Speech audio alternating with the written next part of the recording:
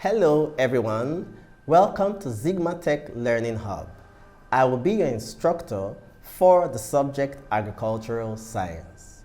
For this class, we are going to be taking our exercises from the Examguide app. If you don't have the application already installed on your device, I will want you to download the app in order to follow along in this class. Examguide is a leading educational app that helps students prepare adequately for various exams like UTME, post-UTME, WEAC, GCE, KCPE, IJMB, JUPEB, Cowbell-Pedia, Pests, SSCE, NCEE, NECO, etc. You can download the app from www.examguide.com or Google Play Store. Please subscribe to our channel and turn on the notification bell to be updated on new videos. Ready for today's class? Okay, let's get started. In this class, we will be discussing the problems of agricultural development and possible solutions. Now, before the discovery of petroleum at the shores of Africa, agriculture was the major occupation and source of livelihood to the people. But today, there has been a vast loss of interest in farming and agriculture in general among the able-bodied men. So in these lessons, the problems of agriculture are fully discussed.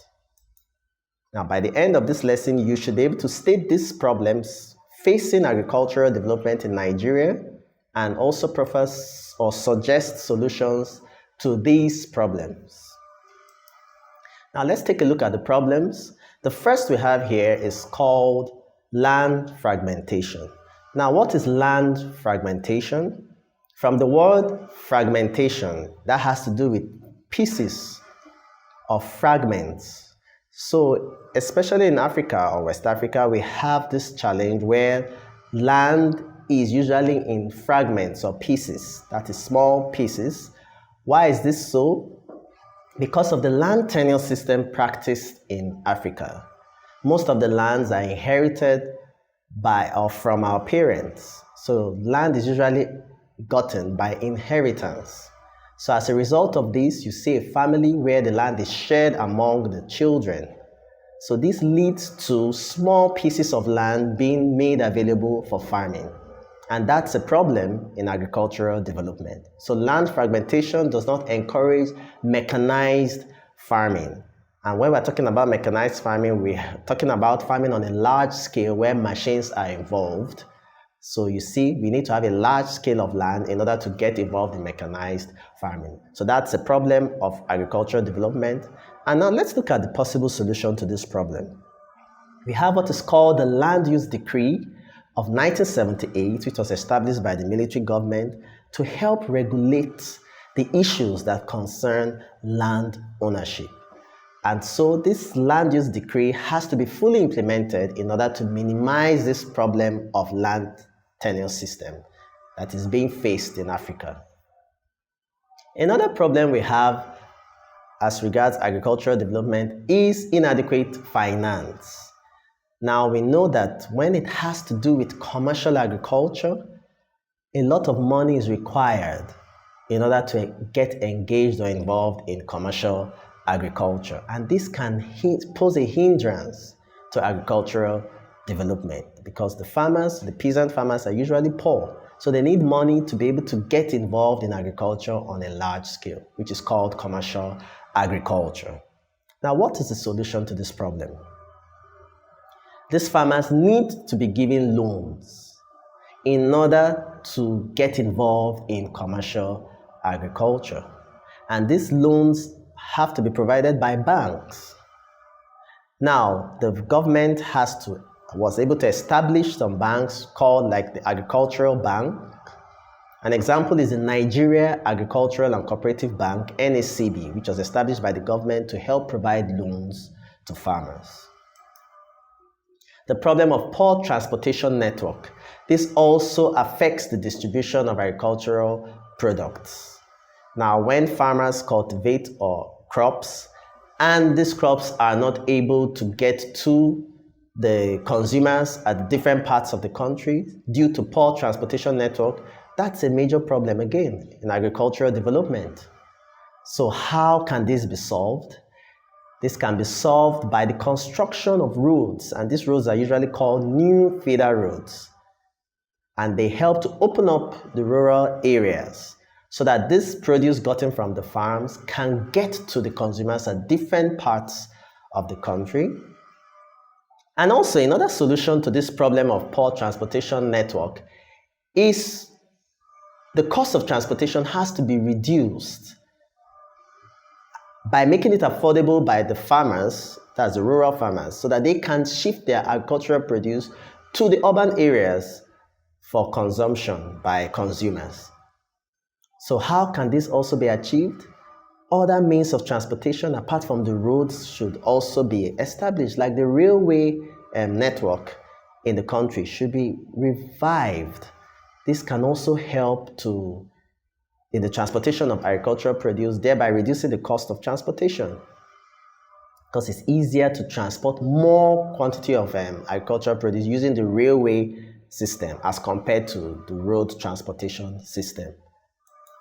We also have another problem called inadequate storage. Now, agricultural produce are usually perishable, and so they need to be stored for future use. A lot is wasted as a result of inadequate storage. So how can this be solved? The government has to help provide storage facilities for the farmers at a subsidized rate as well.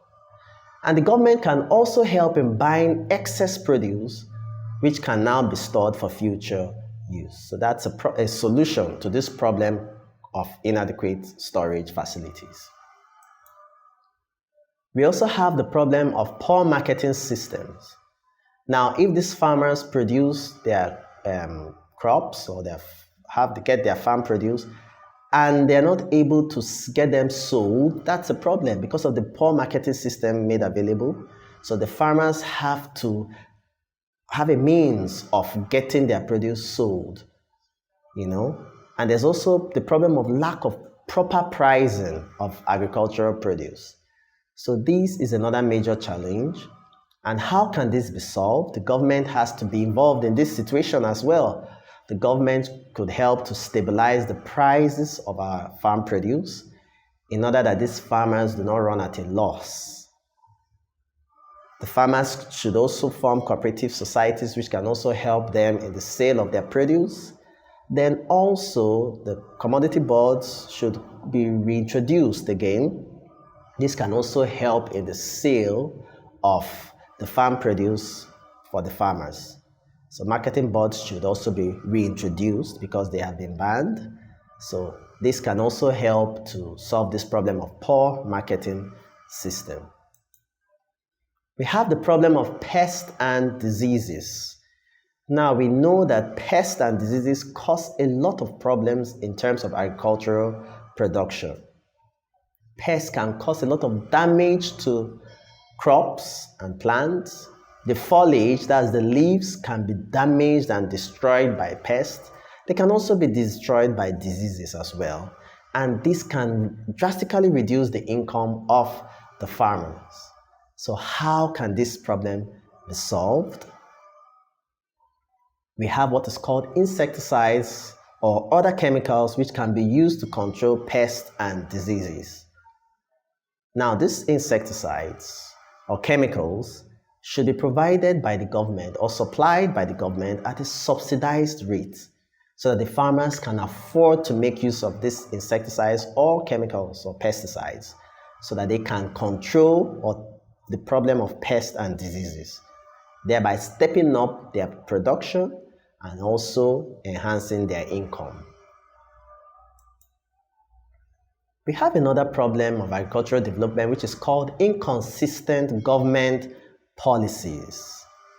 Now, policies are some principles put in place to ensure that agricultural development moves smoothly.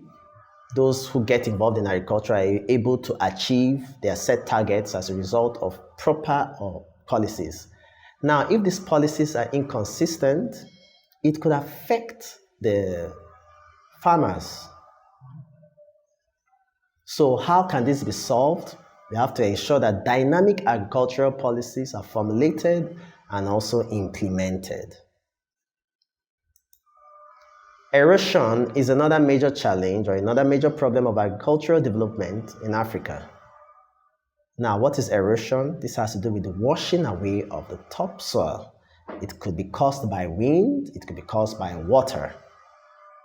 This makes the soil unproductive and unsuitable for agricultural activities. Now, what should be the solution to this? We have what is called terracing, and we also have what is called strip cropping. We also have what is called cover cropping. These should be practiced in order to control the problem called erosion. Now, terracing has to do with the kind of land management where the land is made in steps. I'll show you a picture so that you can understand what terracing means. And also strip cropping, you can see strip cropping has to do with, for example, if you've seen a shirt that has stripes on it, that gives you an idea of what strip cropping is. Maybe a stripe of black, a stripe of white, a stripe of black, a stripe of white. That's just an illustration, but I will show you a picture so that you understand what strip cropping means. And I'll also show you a picture so that you understand what cover cropping means. These are certain agricultural practices that can help control erosion. Now, this is a picture of terracing. You can see I told you it has to do with making the landscape into steps. This helps to control erosion. Then you can see the picture on the right, which has to do with strip cropping. For example, maybe you have maize as a crop and hay. You can cultivate a strip of maize, followed by a strip of hay, another strip of maize, followed by another strip of hay. So that picture on the right there shows you what strip cropping looks like. Then this is cover cropping too. I told you that these are crops that have the spreading ability of in their growth habit. So this can help to reduce the impact of raindrops. So this picture gives you an illustration of what cover cropping looks like. Another problem we have in agricultural development is what is called the farm inputs are inadequate. And what are these farm inputs? Like examples like chemicals, fertilizers, tools, and implements. These are grossly inadequate, and this poses a problem in agricultural development. So what do you think should be the solution to these problems? These farm inputs have to be made available to the farmers and also at a subsidized cost. So the government should help to subsidize these farm inputs in order to solve this problem of inadequate farm inputs. Lack of basic amenities is another major problem of agricultural development. And what are these basic amenities? Things like electricity, pipe-borne water, proper health care. Now, if these are made available in our rural areas, it will prevent the able-bodied men who usually are involved in agriculture or should be get involved in agriculture. It will prevent them from migrating from the rural areas to the urban areas in search of jobs outside the agricultural sector. Because when they remain in the rural areas, most likely they would get involved in agriculture. So one of the key reasons or the major reasons to keep these able-bodied men in the rural areas is to make sure that basic amenities are provided in the rural areas. What should be the solution to this problem? The government is also responsible when it comes to the solution to this problem of lack of basic amenities. The government should help to provide these basic amenities in the rural areas. Unpredictable climate. That's another problem of agricultural development in Africa. Now, climate, of course, has to do with the average weather condition in an area over a period of time, usually like 35 years. But once these climates are unpredictable, where we have problems of shortage of rainfall, at certain times or seasons, this could affect some agricultural activities, or when there's too much rainfall as well, which could lead to also destruction as well.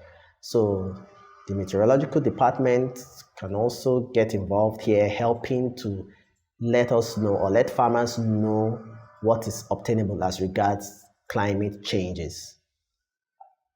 And how can this be solved? As I talked about the meteorological department coming into play in this weather forecast, coming into play in this situation. Then we also have issues of irrigation. When there's drought or very low rainfall, the farmers can get involved in irrigation, which is the artificial application of water to their farmland. Or when there's excess rainfall, drainage practices should be carried out to help solve this problem. Desert encroachment now, and oil spillage is another problem of agricultural development. So desert encroachment has to do with the land degradation by the weather or the climate changes or human activities can also lead to desert encroachment, and also oil spillage too. This can cause a setback in agricultural development. And what should be the solution to this problem? Issues like flooding, pollution, and deforestation should be avoided in order to control this problem of desert encroachment and oil spillage. Soil erosion should also be checked too as well. Rural-urban migration. This is another problem of agricultural development, and one of the effects of this rural-urban migration is that it leads to scarcity of labor. And once there's scarcity of labor, those are those involved who should be involved in agriculture. Once there's scarcity of labor, those who are left behind in the rural areas will now start, that could lead to a high cost of labor because you have fewer hands being made available to carry out labor on your farms. So that could result in high labor cost. So what should be the solution to this problem? The government should help provide incentives to the farmers in the rural areas, and this will encourage people to stay back in the rural areas and engage in farming. And the government should also provide social amenities in the rural areas to also encourage or reduce rural-urban migration. So far, we've listened and we've discussed about the problems of agricultural development, and we also proffered some solutions to these problems of agricultural development in Africa. But let's just take a recap on what we discussed so far. And I stated earlier, I said there has been a vast loss of interest in farming and agriculture in general among the able-bodied young men. And in this lesson, we discussed about the problems of agriculture, which has led to the loss of interest in farming.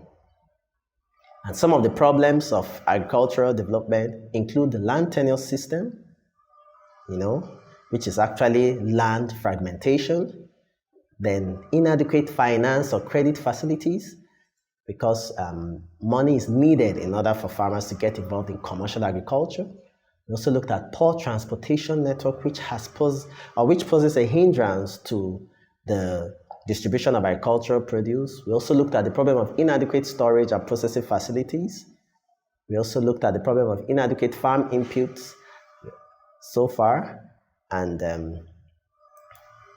we also looked at the problem of inadequate storage and processing facilities. I have mentioned that earlier on. Unpredictable climate, inadequate agricultural education or lack of education. We also looked at inadequate tools and machineries too. We also talked about inconsistent government policies, and finally we looked at rural-urban migration. But before we conclude, I would like us to take a look at some of the questions that we need to solve or practice in order to understand the topic, or just to get some more exposure or understanding of the topic. Okay, we have this question which states that the agricultural sector in West Africa is plagued with poverty because A. Farmers belong to cooperative societies, B. Yield obtained per annum are relatively low, C. Farmers have access to credit facilities, and D. The weather is highly predictable. Now, if you connect this with the problems we discussed, you will find out that the ideal answer here is B. Yields obtained per annum are relatively low. So the answer is B. The question states that the following are factors that affect agricultural development in West Africa, except. The first option we have there is transportation. The next we have is rainfall. C option is land tenure. And D option is pest and diseases. So from our discussion, from the topic, the ideal answer here is rainfall. So rainfall is not a factor that affects agricultural development in West Africa. They said all of these factors affect except. So rainfall is the answer. The answer is B. Thank you for participating in today's class. You can practice more questions using the Examguide app. The app scores and gives a detailed explanation of all the questions at the end of your practice test. You can learn a particular topic of interest with different modes like study mode, mock mode, and practice mode. It also has other features that make learning fun. It is a must-have for all serious students. Download from www.examguide.com if you don't have it yet. See you in the next class. Don't forget to subscribe to our channel. Hit the notification bell and share the video to people that will benefit from it. Bye.